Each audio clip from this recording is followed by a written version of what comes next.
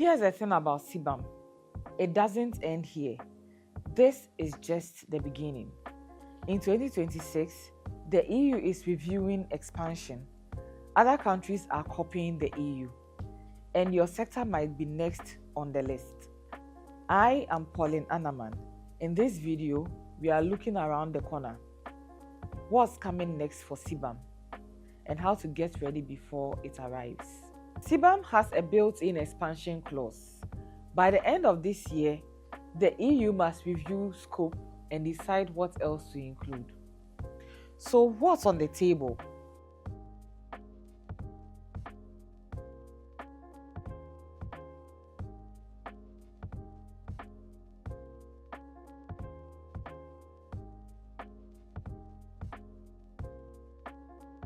What's the point here? The point is, even if you are not covered now, you might be covered soon. And the businesses that prepare now will have an advantage when the expansion hits. The interesting thing is that this isn't just an EU thing anymore. The UK is launching its own carbon border mechanism in 2027. It will probably look a lot like the EU's version. Canada is exploring carbon border measures as part of their 2030 climate plan. They are building on their existing carbon pricing system. The US is trickier.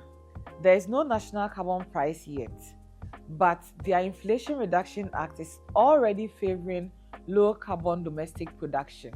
Carbon borders might follow. Now here's what this means for African exporters. You could soon face carbon border adjustments from multiple countries.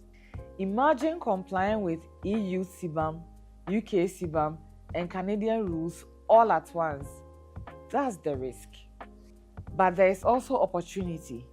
If you build carbon accounting and verification systems that work for the EU, you can probably adapt them for other markets.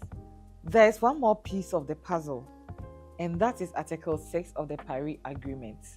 Article 6 sets up international carbon trading between countries.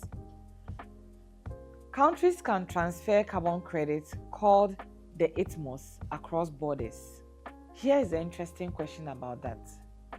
Could African countries use Article 6 to help their exports with CBAM?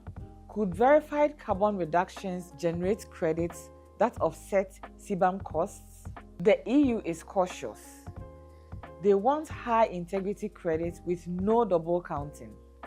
But the door isn't closed. African jurisdictions building Article 6 infrastructure alongside CBAM response creates options.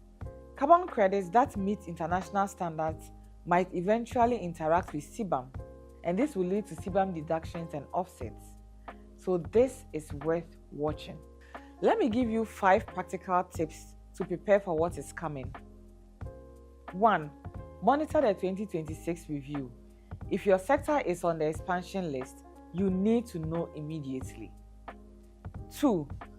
Build flexible systems. Don't just comply with EU CBAM, but build carbon accounting that can adapt to UK, Canadian, and other carbon border rules. 3. Get ahead on verification.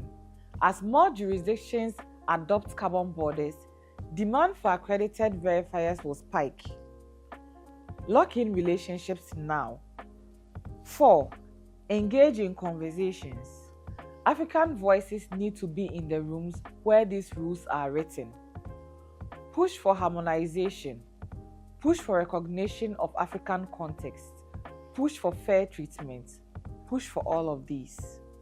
And 5. Think global. Carbon efficiency is becoming a global competitive advantage.